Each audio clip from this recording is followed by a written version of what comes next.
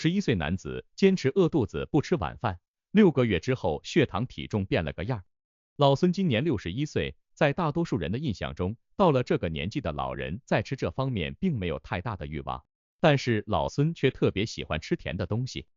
而且对于高油高脂肪的东西吃起来也毫无忌讳，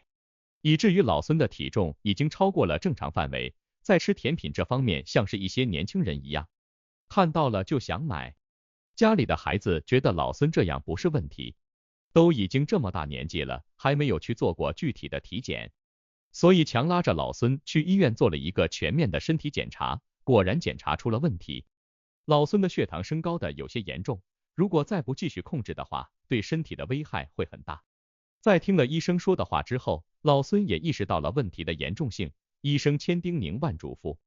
一定要在饮食上注重控制血糖。回到家之后，老孙还真就找到了一种方法，坚持不吃晚饭。再次去检查的时候，血糖和体重和以前都不一样了。具体是发生了什么样的变化呢？一、血糖升高会带来这些危害。血糖升高对很多的中老年朋友来说都是噩梦一般。血糖持续升高不稳，也可以称之为高血糖。在大多数人的概念当中，持续性高血糖很有可能会引发糖尿病。其实不仅仅会带来这种危害，血糖偏高对身体属于全身性的危害。具体又会有哪些情况发生呢？由于血糖升高所引起的危害，包括血管和神经性的。长期高血糖，很多的中老年人都能够感觉到病情发展会非常迅速，比如造成动脉粥样硬化，这是因为血糖持续升高的情况下造成了血管的问题，以至于没办法正常进行血液流通，血管变得更加脆弱。堵塞就容易引发血管类型的疾病，而出现微血管病变之后，对人的神经还有组织都会产生极为严重的影响。除此之外，血糖持续升高也会带来比较明显的皮肤问题。有很多的中老年朋友在血糖升高的时候，会出现很典型的皮肤瘙痒。其实面对皮肤瘙痒这种问题时，大多数的人都不会在意，因为当环境比较干燥，皮肤也会出现瘙痒，或者是有一些过敏源也会导致皮肤瘙痒。而高血糖的患者出现皮肤瘙痒的程度会随着病情的加重变得越来越严重，在天气较为干燥的时候会相对更明显一些。所以对中老年朋友来说，平时还是要注意自己的皮肤状态。如果瘙痒的问题比较严重，最好及时去医院检查，看一看是不是真的血糖升高了。最后一点，血糖持续性升高也会对抵抗力产生影响。因为高血糖属于一种代谢问题，代谢出现问题，葡萄糖不能正常的转化成能量，没办法被利用，这样就会通过尿液排出。而我们的身体也会分解蛋白质和脂肪，获取更多所需的能量。这是一种不正常的状态，长时间持续下去的话，身体的素质就会变差，抵抗力下降，很容易感冒以及出现各种类型的疾病。以上只是血糖升高所带来的一部分问题。持续性的高血糖严重情况下是会导致并发症的，会影响到生活质量，同时也会导致生命安全受到影响。老孙关于血糖方面的问题发现的还比较及时，在医生的建议下多注意个人饮食，而老孙也找到了很适合自己的控制血糖的方法，就是晚上的时候不吃晚饭。那么老孙到底是怎么做的呢？二、坚持饿肚子不吃晚饭，结果如何？在坚持了这种方法半年之后，老孙去医院重新做了检查。医生拿到检查结果之后也挺开心的，还夸奖了老孙做得很好，因为血糖还有体重方面控制的都很不错。之后就对老孙进行了具体的询问，原来老孙在坚持不吃饭这方面也是有技巧的，并非是绝对的不吃任何的东西，而是采用了时间限制性进食，对时间把控是非常严格的。原来在吃东西时间上，老孙进行了控制，选择在固定的时间吃东西，比如在早晨7点到下午4点的时候，这个时间段里可以吃东西，而其他的时间就选择不吃任何东西。在坚持了一段时间之后，身体适应了之后，有一定量的营养摄取，也不会让身体出现问题，同时又不会觉得饿，但是新陈代谢又有所调整，所以才使得老孙的血糖控制得很好。而在时间内吃东西的时候，老孙也有一定的控制，所以身体的体重也有所下降。总而言之，采用了这种方式，不仅让他的血糖降了下来，还让体重也降了下来，没有出现高血脂等问题。而老孙在做了血糖方面的检查之后，也知道自己不能再像以前那么吃了，所以在食物上也有一定的限制，身体变得越来越健康。关于时间限制性进食的方法，其实也有过相关的研究，不仅仅对血糖和体重有一定的控制，也能够明显降低患有心脏病的风险。但是面对这种方法的时候，还是要理智一些，尤其是中老年人身体，这个年龄段的身体相对是存在一些问题的，所以在饮食上稍加不注意，可能就会导致身体本身的疾病变得更严重，甚至是衍生出其他的疾病。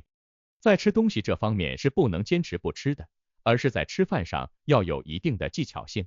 或者说注意方式。毕竟对中老年人来说，消化的情况还有咀嚼的情况与年轻时都大有所不同了，还是要考虑到身体的整体性，然后再考虑这种方法适不适合控糖。如果坚持了一段时间，觉得身体反倒更不好了，那么就要停止了，就是身体没办法适应这种方式。而在饮食方面做得好，也是有利于控制血糖的。比如在吃饭这方面，每顿饭控制7分饱，尤其是在吃晚饭的时候，千万要注意吃得慢一点，让身体有反应的时间，才能够知道自己吃了几分饱。因为吃到7分饱，吃得慢一些，是不会出现摄入过多导致能量堆积转化成脂肪的。另外，对于有血糖过高的人群来说，千万不要控制得太过。意思就是在营养方面还是要注重补充。可能很多患有高血糖的人群觉得什么都不能吃，吃了都有可能导致血糖升高，以至于营养摄入的不全面。对于一些上了年纪的人来说，营养摄入的不全面也会造成身体问题，比如抵抗力降低，或者是因为缺钙导致骨骼出现了问题。所以平时还是要注重营养全面性的补充，注意查漏补缺。当然，对于血糖升高这件事情，重点还在于预防，如果能够一直让自己的血糖处于平稳的状态是最好的。3、防止血糖升高，日常怎么做？首先，大家要做到的就是拒绝控糖陷阱。现在有很多的中老年人在控糖这方面会有些过度，尤其是在饮食上，选择完全不吃主食的人大有人在，经常吃面条、馒头或者是白米饭，确实是会导致血糖升高。但是完全不吃也不行，因为这类主食为身体所提供的是碳水化合物，也是身体必不可少的一种营养物质。如果长期不吃碳水的话，血糖容易变低。对于想要使血糖保持稳定的人来说，其实并不正确。可以有一部分是精制米面，另一部分选择用粗粮进行代替，这样均衡一些才有利于身体健康和控制血糖的指标。另外需要注意的就是平时控制好摄入的总热量。想要预防血糖升高，那么应该设定一个严格的总热量，尽量不要超频。虽然这样可能麻烦一些，但是热量不超标就没办法转化成脂肪，也就不会造成体重上升，血糖值不稳。之后大家也要尽量保持每天都有运动量。运动不仅仅是我们大众所了解的，可以提高身体的基础素质，其实也可以改善胰岛素抵抗，保持血糖平稳的方式也能有利于降血糖。另外，对于想要控制好血糖的人，平时也要注重控制好情绪，一定不能太过于激动。我们的身体其实可以比作一个巨大的机器，而情绪是很容易导致机器故障的。保持良好的心态是可以预防机器故障的，主要是处于平稳的情绪当中，血糖值就会变得更加稳定。如果长期焦虑、抑郁还容易暴躁的话，那么血糖可能就是长期处在较高的状态中，这样会对身体造成很大的影响。总结，有很多人认为高血糖是一种富贵病，但是这并不是绝对的，因为这种刻板印象导致很多人血糖升高而不自知。在出现血糖升高的时候，身体会有一些变化，一定要及时关注。而血糖升高之后，也不用过于紧张。其实，如果能够在日常生活中做好控糖的准备，血糖值趋于平稳的状态，对我们的生活也就不会有非常大的影响。就像老孙在发现自己血糖升高之后，就选择调整了饮食，不仅是对食材的选择，也严格控制了吃东西的时间，坚持了半年之后，